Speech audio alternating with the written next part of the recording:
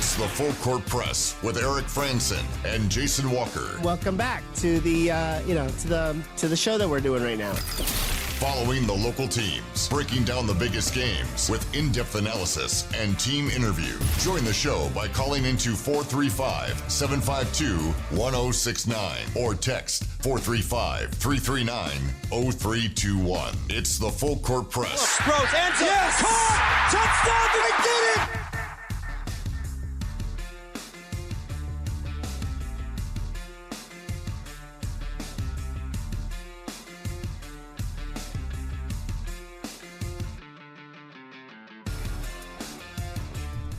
Welcome on into the Full Court Press. Jason Walker, Eric Frandsen here on a Thursday. So we get later and later in the week. This week's kind of gone by a little slow for me. I don't know if anybody else has felt like it's gone by fast. We are pretty much in college football season because it's game week for some teams. Only about 8, at least on the at least in games involving FBS teams. Only about 6 FBS teams in action, going up against a handful of FCS teams. We'll get into some of those matchups I need to pay attention to. There are Mountain West teams. They've typically been involved in Week 0. Utah State was involved in Week 0, as we call it, a few years ago. That was the UConn game, right? The home UConn game, I think, was that Week 0? Maybe. That's what I remember. Maybe I might be misremembering. Utah State obviously not in action in football until next week, as we'll begin game week there.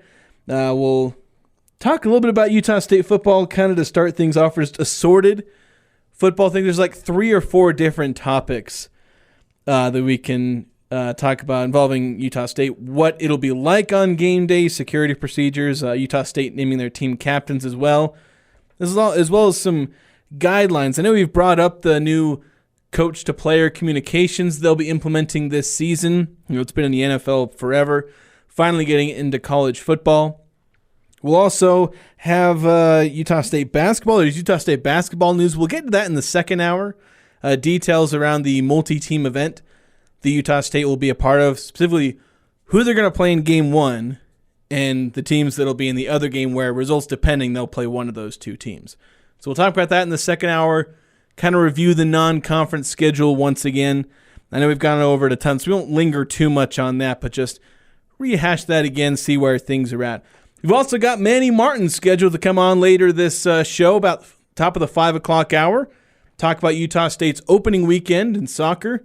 Their 2-0 start to the season, pretty dominant wins over Pepperdine and Hawaii, as well as preview their game against Texas Tech, a team that they lost to 3-0 last year. It was a road game.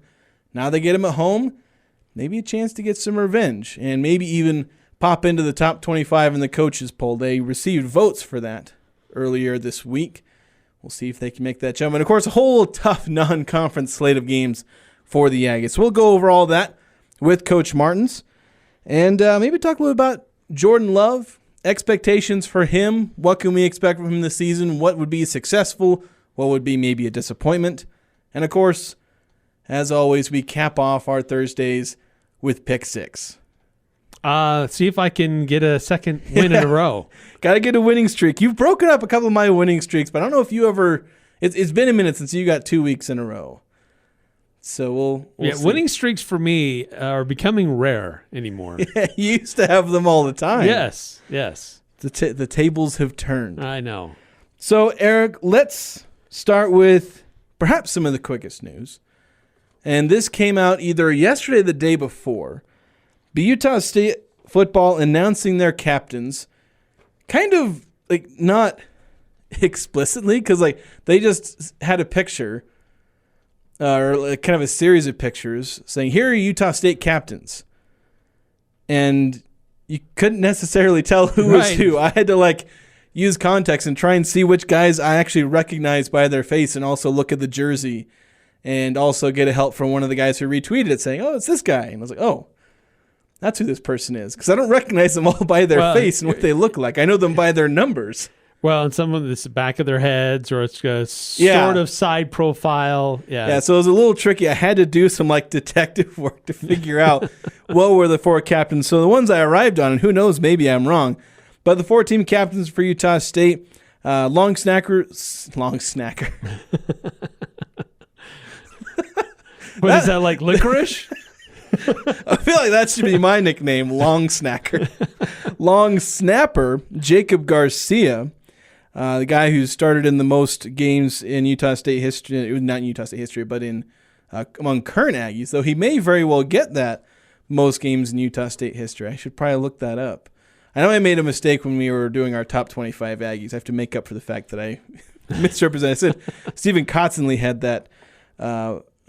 that distinction among current Aggie players, but it's Jacob Garcia.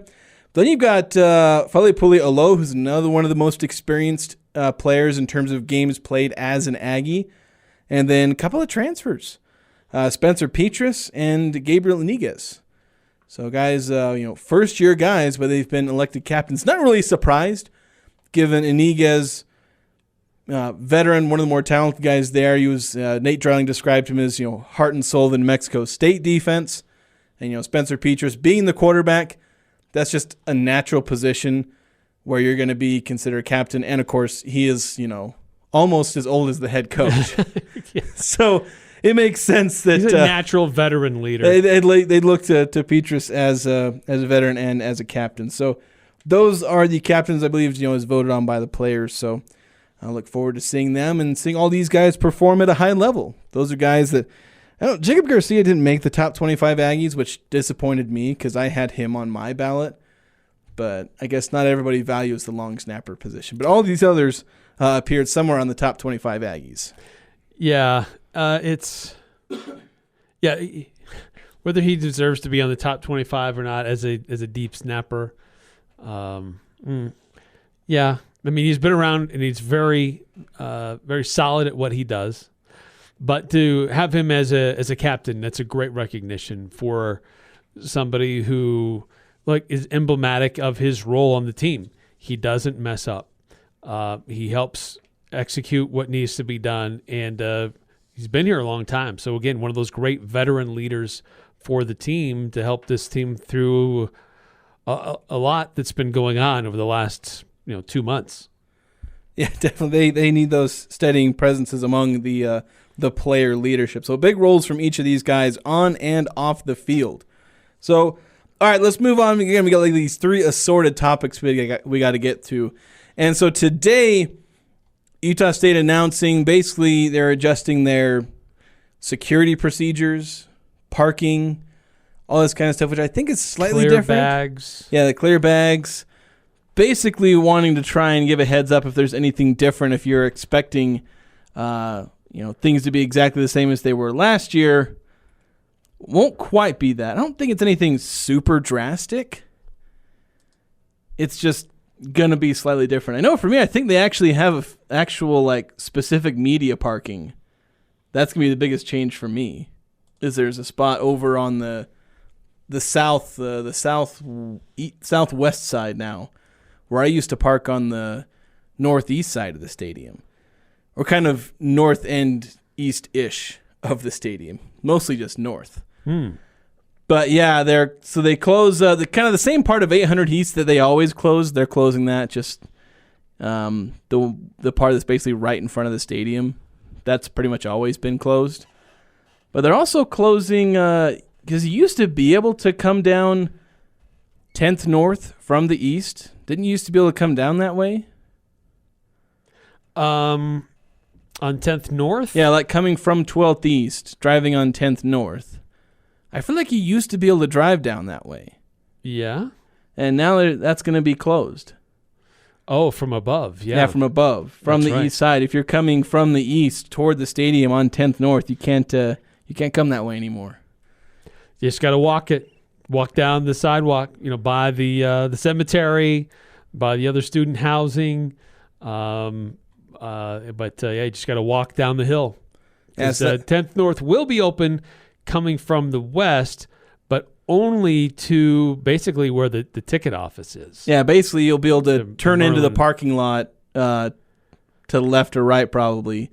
Yeah, so there's access to those the terraced parking there just north of the Spectrum. So they're basically just making it so that students crossing from the south to the north so they can not have to dodge a bunch of cars, I guess. Yes. Since there's always a big procession of pedestrians coming that way. And, of course, coming from – usually there's a lot of people walking down 10th North. That's the way I used to come when I was a young man. Yeah, because there's a pretty sizable parking lot there just to the east of the stadium.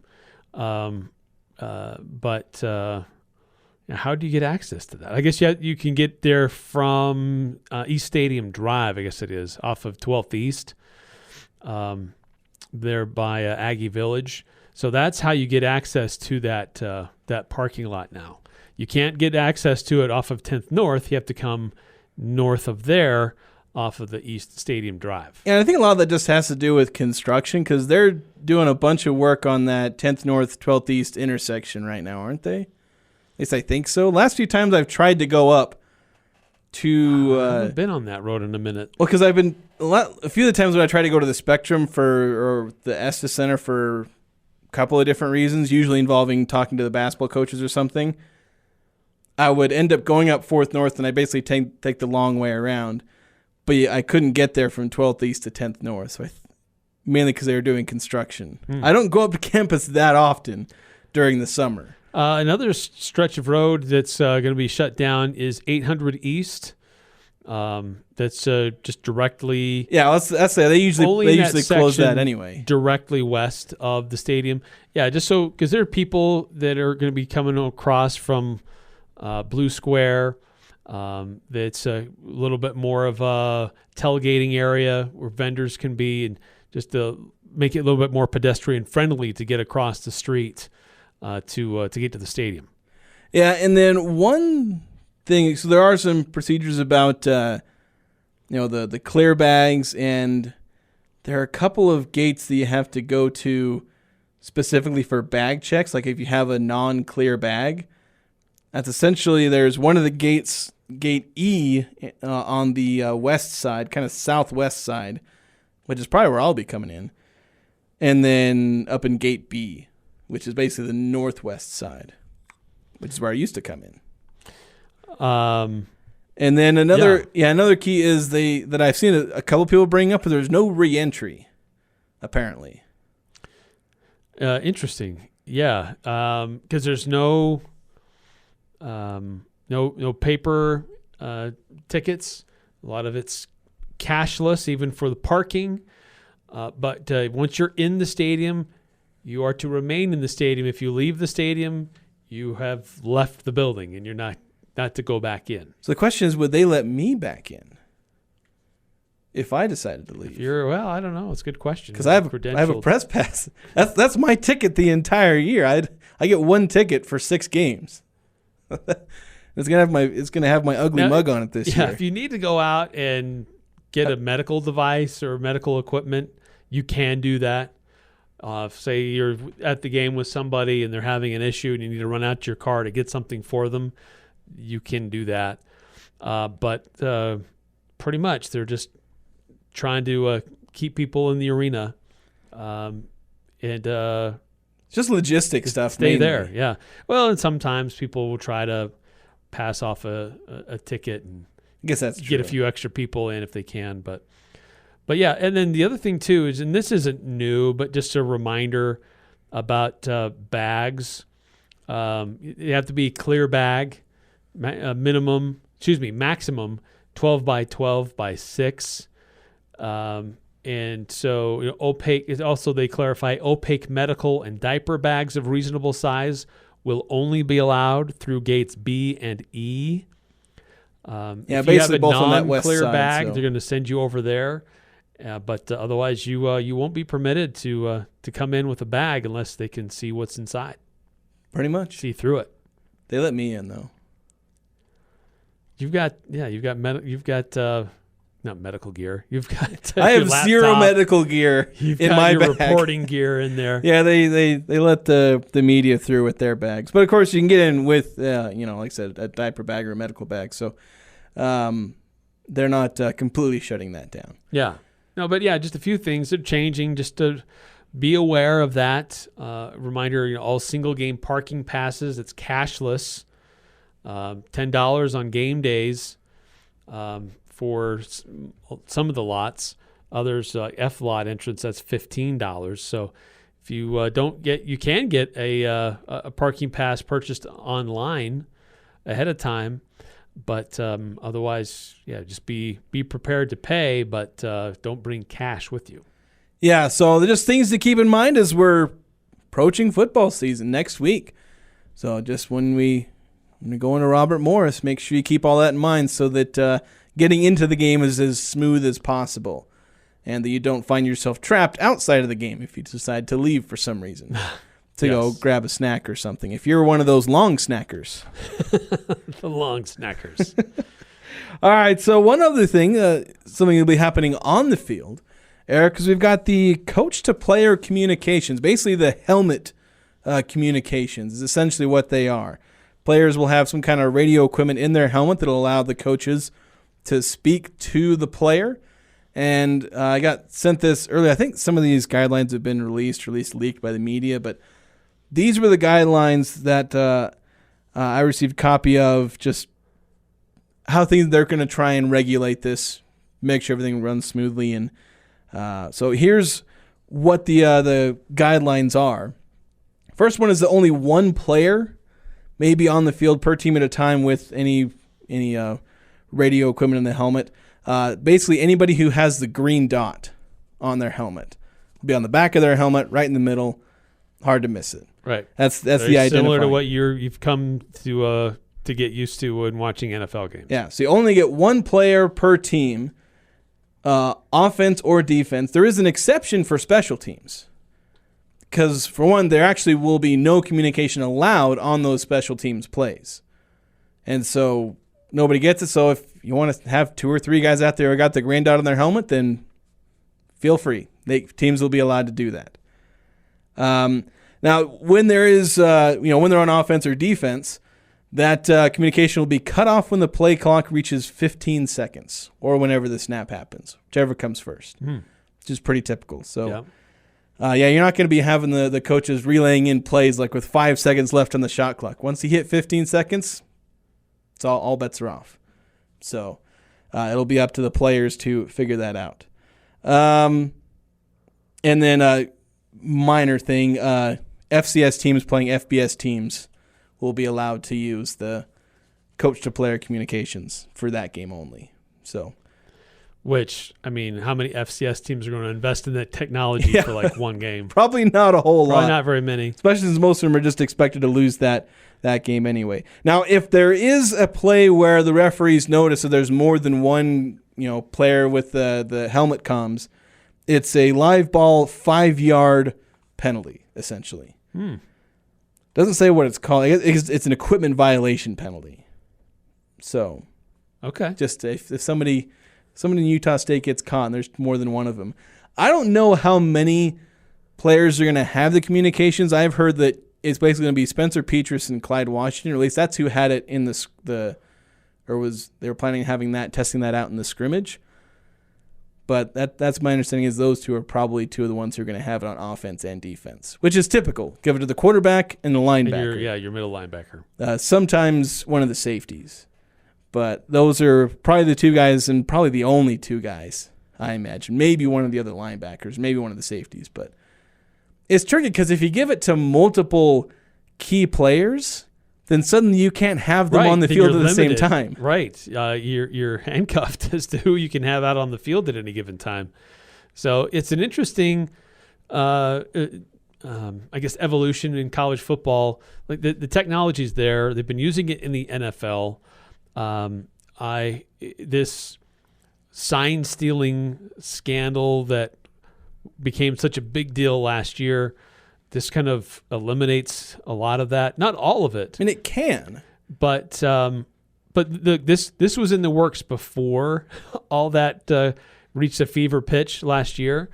But definitely will be interesting to see, how that does affect play calling and communication from those coordinators up in the booth to the players on the field. Well, the thing that I'm curious about with how much this can really impact things, especially with a hurry-up offense. In an offense where there's a huddle, then that can pretty much eliminate the sign stealing. But For Utah State, a lot of what you had is run up to the line, and maybe you do a hard count, maybe you have already a scripted play, but if, a lot of times you see them do that hard count, then they look over to the side of the field, and they're holding up all the different signs that have, a bunch of different pictures of who knows what. And that's the play that they're getting. And the key there is that everybody can look over to the sideline and everybody knows what play it is without having to talk to anybody else. They see the sign, everybody knows what the play is, quarterback doesn't have to say anything, nobody has to communicate that to anybody. Okay, but if I do a hurry-up offense and the quarterback can hear what the play is, but nobody else can. Mm-hmm. So in this, I think, impacts Utah State because the quarterback can get the play, but he's got to get that to everybody else. Right. And that requires some kind of signal or a huddle, which, if it requires if you're doing a hurry-up offense, it's going to require a signal that can still theoretically be stolen. If you do a huddle, well, that kind of defeats the purpose of a no-huddle offense. So I don't know if Utah State's really going to be the team to use this to the fullest effect because it doesn't line up completely with how they do things and the advantage in the style of offense that they have. Right, because everybody's looking to the sidelines, to move quickly and get where they need to go. Now, there'll be still an element of that, but you're right. There is a little bit more responsibility on the quarterback to firmly communicate to the rest of his players exactly what's going on, which eliminates misinterpretation or anything like that, or if something needs to be audible or changed last second, then he kind of knows the direction that the offensive staff is headed. Yeah. We need to take a break. We've got top 25 Aggies coming up next. We're down to number 2 on our countdown. Pretty much all of you can guess who these two final players are. Yeah, but in what order? Yeah, in what order? That's the mystery. Because I was a little surprised by the order, even though I technically voted in that same order. So we'll have the reveal of number 2 coming up next here on the Full Court Press. Now here's a concept. You earmark 1/3 of your profits to go back into the community, to local charities. Dex Imaging does that. My name is Anthony Wagoner, and I'd like to share with you what I know about Dex, the company that acquired Valley Office Systems. Dex Imaging is committed to continuing quality customer service while raising the bar to become a strong community partner. Join us in creating the brightest image for tomorrow. Contact us at deximaging.com. This is Jay with Daryl's Appliance. Hunters, gardeners, and savvy shoppers. Daryl's Appliance has the perfect freezers to stock up for the hunting season. Prepare for a recession or store your garden harvest. Save big and take advantage of our 12-month financing. That's right, 12 months to pay with no interest. Don't wait. These deals won't last long. Daryl's west on Airport Road, open till 6 p.m. on weekdays, 5 on Saturday. See Daryl's Appliance in beautiful downtown Benson. She was there for you on your first day of school, and all those special moments since. Now, Mom needs you. When Mom or someone you love needs home health or hospice, give them the care they deserve. With core values of character, experience, and trust, see why we have been voted Best of Northern Utah. Contact Aggies today, 435-723-9000, or find us on the web at myaggies.com. This is Ryan at My Mattress. You've heard that our North store is closing. We can't bring everything to the South store. Everything North has to go. Twins, $99. Queens or fulls, $200. Queen Sealy Posturepedic at $650. Now, only while supplies last, but even the world's 2 best beds, IntelliBed Purple and Tempur-Pedic, are up to 50% off. No interest financing and delivery are still available. Now, the South My Mattress store will be here another 40 years, but the North store is closing and blowing out all inventory. 1950 North Main by Red Balloon Toys.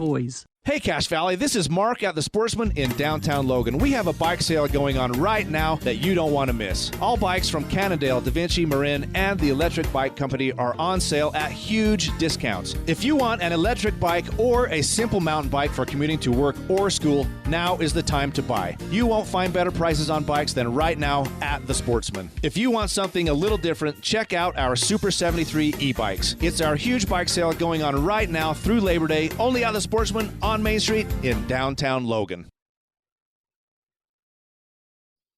Bit of a dry opening here because the thing moves. I was trying to push a button and it moves. Eric can do nothing but laugh at my incompetence. No, I know exactly what you're. I have experienced this myself from time to time. It's like, I want to push the button, but by the time that the signal goes from your brain to your finger to click the button where your mouse is, suddenly there's something different there. It's hovering over the beginning of the next commercial break. So it's like, wow, wait a minute. So dry opening for the second segment here, as we're almost in time for our daily reveal of the top 25 Aggies of 2024. Down to number 2. We've gone from all the way from number 25 to number 2. So let's go ahead and hear who that is.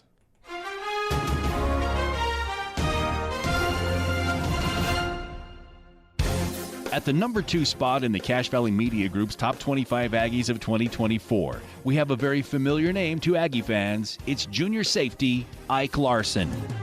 Ike attended both Logan and Skyview high schools here in Cache Valley and stayed in the Valley for his college career. In 2023, Ike was the star of the USU defense, making multiple game-winning defensive plays with a blocked kick against UConn and a walk-off interception in overtime against San Diego State. He's one of the top safeties in not only the Mountain West, but in all of college football. The number 2 player in the top 25 Aggies of 2024, Ike Larsen.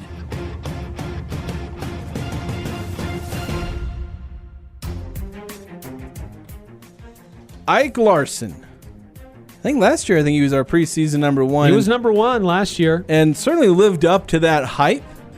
103 tackles, 4 interceptions, matched his kind of breakout total in 2022. This is a guy who became a star. Like, he was a rising star in 2022. Everyone kind of saw that potential, and he 100% fulfilled that. I mentioned 2 of the biggest plays he made. Blocking a PAT. Like, they're both basically game-winning plays. One of them was literally a walk-off play. Yes. The other was a blocked PAT, and what turned about to be a much-needed win on the road against UConn, where UConn had scored what was supposed to be the game-tying touchdown. Now, with 40 seconds to go in the game, then Ike Larsen blocks the PAT. Suddenly, that was not the game-tying score anymore. Utah State comes away with the win there. Then, obviously, against San Diego State, that was a big win there. On the road, double overtime. And it was Ike Larsen who made the big play. Right, he's a playmaker. Just wherever he is, he makes plays. He's got a nose for the football, an understanding of what's happening on the field, and he's got a short memory. In that San Diego State game, he had made a major mistake that allowed San Diego State to tie the game and send it to overtime, but he had a short memory and came back and made the play to win the game, to seal the victory for Utah State with that interception. So he's got a short memory, very talented, and look, he's very outspoken. He's a leader on the field, but he's a leader in the community. He's a leader in the locker room, and he's got a big personality. And people gravitate to Ike Larsen for a lot of good reasons. And a very talented player, a great leader on that defense. It's a very experienced and talented secondary, and he is the best of them that are there, and certainly his impact on the team as a whole puts him at number 2 on our list. So we put him at number 2. You surprised that he ended up at number 2? Like, everybody now knows who number 1 is. Well, it is interesting. I mean, you look at the voting that came in, there was only one ballot that had Ike Larsen at number 1. He was number 2, number 3, number 2, number 2, and number 1. In one of our ballots. So was that the fan vote? It was the fan vote. Had him as number 1. I remember him being number 1 in the fan vote. And I think this might be the first year that we don't have a unanimous number 1, or was last year, was he not unanimous? I think he was. I thought he was unanimous last year. Because Logan Bonner was our first ever. That was the first year we did that. He was unanimous. I don't even think it was particularly close. And I'm pretty sure Ike was unanimous. He might not have been. I don't know if you might have the results somewhere kicking around, or you may have just deleted that file at some point. I don't remember. But yeah, not a unanimous number 1. And Ike Larsen's certainly deserving of consideration there, but it's the nature of rankings. Somebody's going to be number 2. And guys at number 2 are probably deserving to be number 1, but that's what happens when you got a guy like we have at number 1, which we'll reveal quote unquote reveal tomorrow. It's also the kind of thing we reveal who's number 1 by revealing number 2. Yeah, that's kind of the way this is. But we'll have that tomorrow. We'll certainly talk about that. It's also watch list season, Eric. Another watch list? Yeah, another watch list. I'm going to have to compile this whole thing into something, see how many I can find. But the Earl Campbell Tyler Rose Award. Do you know what that one is for? Is that the one to go to players from the state of Texas? Yes, it is. Wow, I'm amazed I remembered that. Yeah. I'm just as surprised as all of you are that I remember that. Yeah. Robert Briggs is the player from Utah State who's on the watch list. He was on it last year, too. That's right. So we would have been talking about this about the same time last year. Yeah, as running back for the Aggies. Could very well be the starter week 1. He'll be a big part of this rushing attack no matter what. I think he was 20th-ish. Give or take. I don't know. You have the list in front of you. Where was he at? Oh, on our list? On our top 25 Aggies. Briggs was number 20. Number 20. There we go. 20-ish is 20-ish right on. is right on. It's not 20-ish. It is 20. So, yeah, he's going to be a big part of the offense. Obviously, it's kind of a long shot to win any of these awards if you're an Aggie, even if he has a spectacular season. But it's obviously nice to get that recognition anyway. Right, yeah. There's a lot of watch lists. A lot of Aggies are on them. More so than last year. There were not a whole lot of watch lists that Aggies were on. And it's interesting. I've been watching the Mountain West on their social media accounts over the last little while. They've been doing a countdown by position, the top 5 players by position at a couple of key positions. And Utah State has a number of guys in their top 5. Yeah. And I was a little surprised that Faison wasn't in the top 5 of running backs. That was a little weird. But yeah, you have, I think Brock Lane was in tight ends. Yeah. Ike Larsen was probably snubbed to be number 2 in the safeties. Then it was Jalen Royals. Yeah, Royals wide was receivers. It was number 3, which is like, I don't necessarily disagree with that, but it's crazy that a receiver that's as good as him is a 3rd best receiver in the conference. And then Petrus, was like 4th or 5th in quarterbacks. Yeah. So there's a lot of these guys on offense are in the top 5, and at least one on defense so far. And so this is a team that has a lot of talent, has a lot of exciting players that are going to give this Aggie football team a chance this season. Yeah, these are guys that are going to be stars in the conference. I think you're probably still going to likely end up with just 2 first-team all-conference guys. It'll be tricky for guys at other positions to usurp guys that are currently on that preseason list. But you have a lot of guys who can still perform at a high level and be some of the best. Petrus can be in the conversation for one of the best quarterbacks in the Mountain West. Faison, if he has a breakout year, he could be one of the best running backs in the conference. Probably not going to beat out Ashton G&T, but that'll be tough. But that's a high bar to clear. But got linebackers, defensive linemen, tight ends who can all be among the best in the conference. So really, Utah State doesn't have a problem with star power. And you can debate whether or not this is a problem at all. If there is a problem, it's one of depth. And that's going to be the thing to watch out for Utah State. They have the stars. True. Guys that are among the best, not just at their position, but just in the conference in general. Will they have the guys all around? Because it's 11 guys on the field at once. You might have the best player on both sides of the ball in a lot of the games you play with Royals and Ike Larsen. But do you have the other 20, guys on the field that are going to make those plays? What does it look like when those guys have to sit? That's a fair question. And I think there are a number of these positions where I feel pretty good about the depth, but there are others that's, as much as we didn't like what happened in the scrimmages, that's what Coach Dreiling and his staff are still trying to determine and figure out, and give these 2nd, 3rd string, sometimes 4th string guys extra run just so they can really figure out what they do have and give them more time to and more film to try to develop these guys in the just-in-case scenarios that inevitably happen in the course of a season. Yeah, because there's some of these positions where you're 3rd and 4th string guys. Heck, one of them might start a game. Yeah. For whatever reason. Yes. Well, for specific reasons, injury, typically. Right. All right, we got to take another break. Now we can go to break. Now I can push the button at the proper time. Without things moving on. Yeah, they're not moving now, so I hope they don't. Otherwise, things have gone horribly wrong. We're going to talk about Week 0. the oddly named opening week of college football, though it is fairly fitting to be called Week 0. But college football is officially back in a couple of days. We'll talk about that next here on the Full Court Press. Discount Tire. So much more than a tire store. To protect your skin from the hot sun, use sunscreen. To protect yourself from high tire prices, go to Discount Tire and Automotive. Save now at Discount Tire's 48th anniversary sale. Get a $40 instant rebate when you buy 4 select Road-X tires, like the RX Quest or MX 440.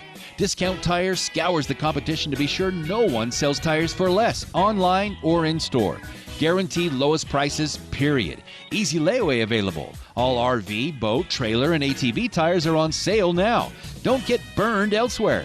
Make your tire and service reservations online at webtires.net or stop by Discount Tire, 885 North Main in Logan, 110 South Highway 165 in Providence, and 728 South Main in Smithfield. Discount Tire.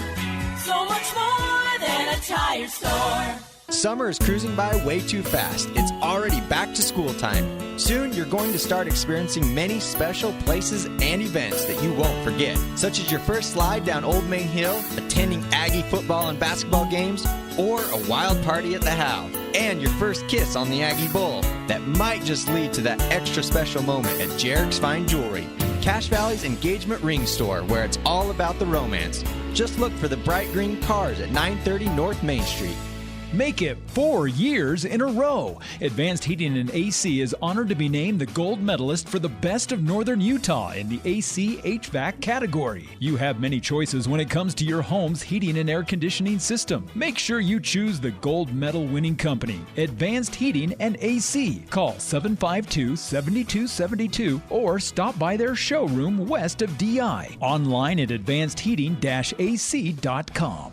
Hi, I'm Jay Broadbent with Alpine Home Medical. I'd like to invite you to learn more about us. Since 1997, we've been Utah's premier one-stop shop for home medical equipment. What sets us apart at Alpine Home Medical is the superior level of customer service. We provide home oxygen, CPAPs, wheelchairs, scooters, breast pumps, and so much more. Come on down and get to know us. Alpine Home Medical, we bring wellness home. Visit alpinehomemedical.com. The Aggies, the Jazz, the high schools, the Full Court Press on Sports Talk Radio, 106.9 FM, 1390 AM. The Fan.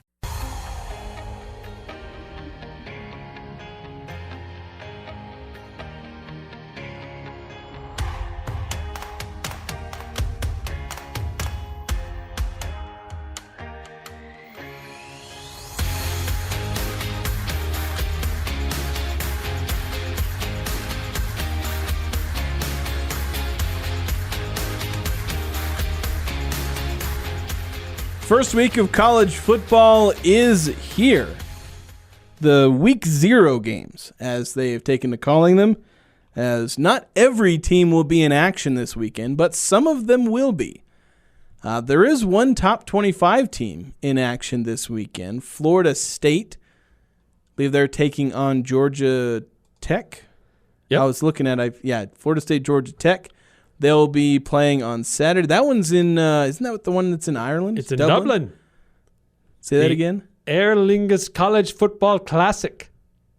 That's a terrible Irish accent. I was about to say, Eric, don't ever do that again.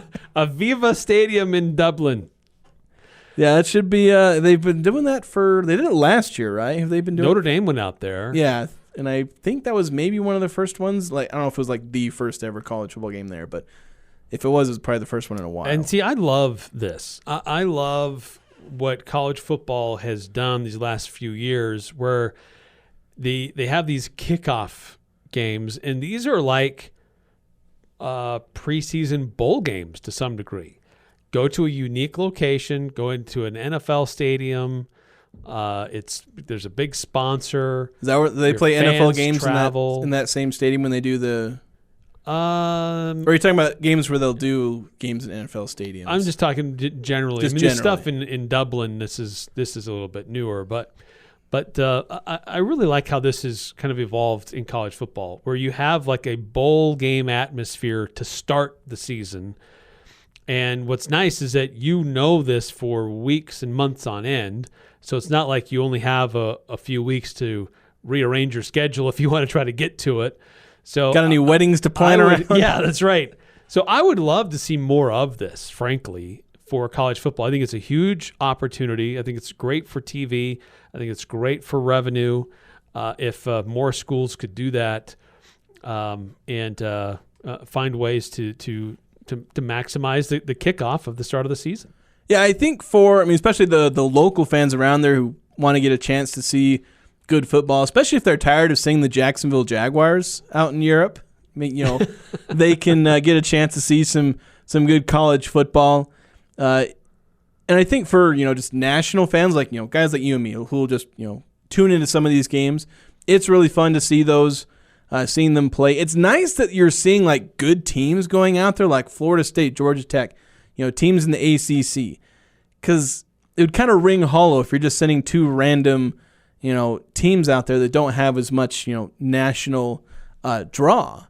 And it kind of surprised me that you can get some of these good teams because they're probably basically giving up a chance to have a home game. Right. That's the drawback with these preseason bowl games, if you will, if you want to call them that, or these kickoff events, is that somebody has to give up all the revenue they're going to make on their home field, in their home arena. So there's has to be a pretty significant financial incentive to pull that off. I don't know what the arrangement here is to send teams across the pond. That is not cheap. They're probably that split many people with their equipment. There probably is some payouts and agreements about ticket revenue and things like that to help offset some of that. But for the players, I'm sure, and the coaches, I'm sure it's a fantastic experience. I know we've talked about Utah State men's basketball getting to go to Europe, where a lot of that trip, and they had like almost a week between a couple of the games they did, where it's sightseeing, it's team bonding, it's a fantastic experience for these young people to get to go travel abroad on somebody else's dime. And then obviously, for fans wanting to attend the game, it's tough because not a whole lot of people are going to be able to travel to that game unless they probably would have known like a year in advance. But like major boosters, there's people that can pony up for a trip to Ireland. It's not this soul crushing expense, but not one that you do lightly. So yes. So maybe for fans of the teams, it can be a little tricky because it might rob them of a home game, and it might be tricky revenue wise for these teams. But I think overall, it's a nice thing to see. Yeah, I think it's cool. Whether they're going overseas to Europe or even one of these other kickoffs, if there was I was trying to think if there would be a place, if Utah State could go somewhere somewhat close that would be exciting and fun for them to get going. Probably the best chance you'd have is to go down to Las Vegas in Allegiant or over to Colorado in Mile High. But I don't know if that many fans are going to actually show up. Really be that big. It's hard enough to get It's hard enough to get fans of the bowl games Utah State goes to, and those are obviously specific local events that try and draw in the local community to come watch a good football game. Now, once upon a time, Utah State, a few years in a row, they went to Japan back in the 1970s. True. Really developed the start of Japanese football in Japan. And really started to develop some stuff over there and routinely went and played games over there. Yeah. Playing games, the Japanese didn't put up much of a fight in some of those games. I've seen the scores of some of those games. And it's still going, where at least not teams from college football here going over to play teams there. Yeah, but they consistently play the sport there in Japan. It's still going on. They play high school and collegiate level or collegiate equivalent football over in Japan, to this day. So their Heisman equivalent is named after the old Utah State football coach that took the Utah State Aggies over on those trips. What was it? It was Chuck Mills, wasn't it? Chuck Mills, yeah. Now, I know that Australia was trying to work with the Mountain West, potentially be a host of a postseason bowl game, like a tie-in with the Mountain West. But what if you did something preseason in Australia, week 0? Yeah, I think Melbourne, that would be Sydney. That would probably be maybe a little more doable. I don't know. I think either or you can do that. That would truly call that one the Outback Bowl or the Down Under Bowl or whatever. There you go. I think there is just that you then run into travel expenses and things like that. Like Utah State did not want to go to like any other bowl game except for the Potato Bowl, right? because of the costs. Like pretty much entirely based on travel costs and, the higher likelihood of getting tickets sold because you're able to drive up to the game. Like I literally drove home after the game because it wasn't that late and it wasn't that far, that kind of thing. So, yeah, it'd be tricky to pull off. But if they can, I think it would be wonderful to see Mountain West teams going to Australia because obviously football is growing there too. You're regularly seeing football players. Get Stephen Kotzenle on the phone. Make it happen. Come on, guys. I'm not going to try and do an Australian. Can you do an Australian accent, Eric? You got to know You tried the down Irish there. one. I better not. Let's hear your best Australian accent. I want you to, let's have you insult 2 entire national identities on the air today. I do that every day. Anyway, all right. Let's look at some of these other games before we go to break. 3 Mountain West teams in action this weekend. The majority of teams, it feels like, in these Week 0 games are Mountain West teams, although not exactly the most thrilling matchups, or at least teams from the Mountain West, because it's New Mexico, Nevada, and Hawaii that are all playing this week. 2 of the 3 are not favored. Yeah. Even though they all host. Yeah, all of them are at home. New Mexico is hosting Montana State. And Montana State's an FCS team. They're in the Big Sky. New Mexico's a 14-point underdog to an FCS team. That might be the saddest thing I've ever seen in my life. Like, I watched Utah State lose by 28, and that might be less sad than going into a game against an FCS team and being predicted to lose. And I believe Montana State, aren't they one of the teams that's pretty dang good in the FCS? Yeah, they usually have a pretty good program. They're they're one of the teams program. that's consistently up in high in the standings of the Big Sky, which kind of routinely puts teams in the FCS playoff. I mean, Weber State's been there. I think Montana State's been there once or twice. I don't know, probably maybe more than once or twice. I don't know. I don't have the Montana State football history in my head. I think it's North Dakota State. Yeah, North Dakota State and South Dakota State are pretty routinely in there, at least one of those two. They'll put guys into the NFL from their program, straight from there. Right. But, yeah, so it's a good FCS team, as far as I can tell. But, yeah, that's Bronco interesting. Mendenhall era, opening at home as an underdog to an FCS team. If that doesn't sum up what he has to do with that program, I don't know what does. Yeah, 2 o'clock on FS1. Then several hours later, 6 o'clock on CBS Sports Network, another Mountain West school hosting an opponent, and they are even bigger dogs. This one a little more justifiable. Right, makes a little more sense. It is SMU, and Nevada, I think, projected to be worse than New Mexico in some ways. Chris, didn't Nevada also lose to an FCS team last year? Probably. I think I remember them losing to one. And they might have been an underdog in that game. I don't think it was 14 points, but I think they were an underdog in that game. Yeah, 25-point dogs to SMU. Yeah, which I don't think SMU is projected to be that good. They're supposed to be good and decent. They're in the ACC this year. But yeah, 25-point dogs at home in your season opener. They're rough. And then there's been a lot of news about Hawaii, and nothing against the Warriors, but it's who they're facing. It's Delaware State. Maybe you haven't heard this story, but I don't think I have because I Delaware State, they had a little bit of a confusion with their bus. I don't know if it was their route you told me about this. On getting there, but they missed their flight from Delaware to Hawaii.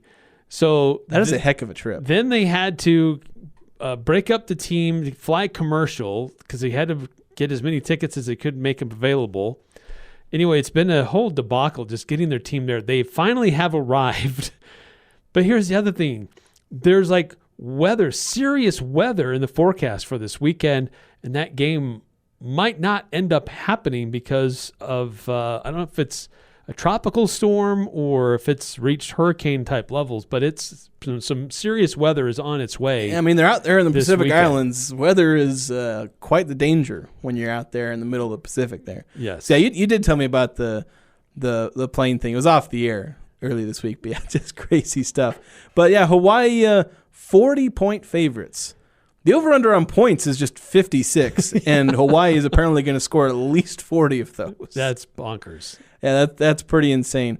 So maybe not the most enticing slate of games, Eric, but still, it's college football. By golly, I'm gonna try and watch at least some of this. Yeah, look, it starts at 10 a.m., and then the Hawaii game, if it does happen, is scheduled for 10 p.m., no national broadcast of that game. You can basically go wall to wall because these are pretty well spaced apart, like 4-hour gaps. That's about enough what time you'd to expect. watch the game, have it conclude, maybe a little bit of post-game, a little bit of pre-game for the next one, and then you're off to the next. There you go, except I'm going to be golfing in the middle of the Florida State-Georgia Tech game. So that's what I'm doing then. Then we'll see. So I might miss the only half-decent game. Or maybe Montana State, New Mexico will be close. It'll just be interesting. The wrong team. All right, we're going to take a break. When we come back, RSL, they've re-signed one of their players through 2029. We'll talk about which player that is coming up next. Cache Valley Ear, Nose, and Throat and the Allergy Clinic now have an office located inside the Miller Medical Building in Tremonton. An additional office open every Friday. Cache Valley Ear, Nose, and Throat is the 2024 Best of Northern Utah Gold winner for ear, nose, and throat medical offices and is now located in North Logan, Providence, and Tremonton. Schedule your appointment for an office near you. Go to CacheValleyENT.com. That's CacheValleyENT.com for details. Most insurance products, including SelectMed, are accepted. When grid failures and severe weather cause power outages, your business might take a hit, or at home, you could lose your refrigerated food storage. Generac Standby Power Solutions help ensure an uninterrupted power supply. Generac is the #1 brand of standby generators. Get yours today from Golden Spike Electric, your trusted source for safety and security. Golden Spike Electric, powering your peace of mind. Online at gsegenerators.com or call 257-3016. They also service other models. Hi, this is Gene Needham of SC Needham Jewelers. I would like to welcome all USU students back to Logan. Perhaps this is the year you'll get engaged. Thousands of Aggies have shopped our store over the past century. We are Utah's oldest jewelry store. My children, Sylvan, JD, Elizabeth, Stuart, and Stratford represent our 5th generation of jewelers. When choosing a ring, visit our website at scneedham.com or simply visit our store in downtown Logan, where Utah gets engaged. SC Needham Jewelers, middle of the block at the sign of the clock. Imagine your wedding day. Elegant, simple, yet stunning, stress-free. It's your day. It's all about you. Whether you're looking for small and simple or have a grander idea, the Riverwoods Conference Center will accommodate your every need. Choose the inside ballroom elegance or outside along the natural decor of the beautiful Logan River. A Riverwoods event planner will work personally with you to make sure your event is exactly how you've envisioned it. The Riverwoods Conference Center, where your happily ever after begins. Google Riverwoods Conference Center or call 750-5151.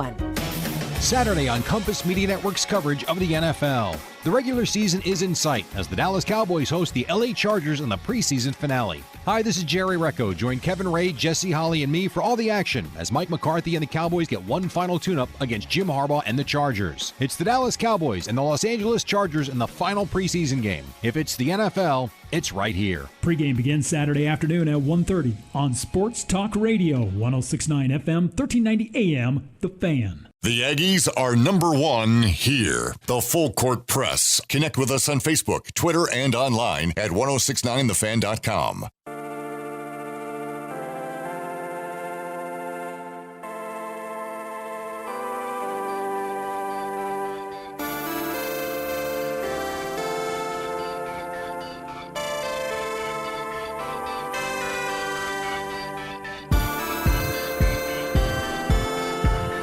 Whether you drive a little or a lot, your locally owned Napa Auto Parts has all the items to keep your car running smooth and looking good. Napa Gold Filter and 5 quarts of premium full synthetic oil for $35. They got Scott's Blue Shop towels, $3.19 a roll. Seafoam, $8.99 a can. Napa 5-gallon buckets, only $5.99. These deals and a whole lot of others right now while supplies last at your locally owned, Preston to Providence, Napa Auto Parts locations. So, Eric, as we close out the first hour, and a reminder to stay tuned as we'll have Manny Martins here in the next segment, interviewing him about his team, their success early on. 2 games in, and about to play a 3rd game, big one, against Texas Tech. But before we move on to that, we got to talk Real Salt Lake. Still talking soccer. One of their kind of very consistent players, not super well known for what he's contributed on the stat sheet. He's got 1 goal and 1 assist, but he's second on the team in minutes. He's been a consistent presence in the midfield, And an important young player on this team, Emeka Eneli, who I think at one point had started and played all 90 minutes in every single game. I think that streak got broken in the last couple of weeks. But he's now signed through the 2029 season. So 24-year-old midfielder, been a very important player, again, in the midfield. Again, statistically, there's things with soccer that don't show up on the stat sheet, and he's kind of the embodiment of that, being that consistent presence, starting 23 out of 24 games. Again, second on the team in minutes played. So one of the Iron Men of the team, one of the most important young players, and getting an extension. Yeah, that's a pretty significant extension. That's a sign of confidence and of faith that this is somebody that can continue to develop and play a significant role, anchoring what's going on with the team and the team's future. Yeah. 9-15 on the Full Court Press text line, not about soccer, but saying, just thinking, is Japan on Jason's contract to cover football? I don't think you're sending me over there. I don't have a passport anyway, so you'd have to change something real quick. You got to see if you can send me to Orlando for that multi-team event for Utah State. There you go. We'll talk about that multi-team event coming up in the second hour, but coming up next for us, Manny Martins. I'm Dan Patrick, and this is Above the Noise. In the world of sports, we're always captivated by a young superstar. Now, that can lead us down a dangerous road. No team may be facing that media frenzy more than the Nebraska Cornhuskers. This program hasn't had a winning season in 7 years, but they do have a freshman star quarterback in Dylan Raiola. He's set to start. They've got an accomplished coach in Matt Rule entering year 2, and maybe there's some positivity in the air in Lincoln. Nebraska deserves credit for their attempt to return to college football glory, but we can't get too far ahead of ourselves because history hasn't been very kind to elite freshman quarterbacks as of late. Due to COVID, college football's littered with 5th and 6th year players, and last season, marquee recruits like Arizona State's Jaden Rashada and UCLA's Dante Moore posted mixed results. Nebraska might be on their way back to the top, but they may still have significant ground to cover before they get there. I'm Dan Patrick, and this is Above the Noise.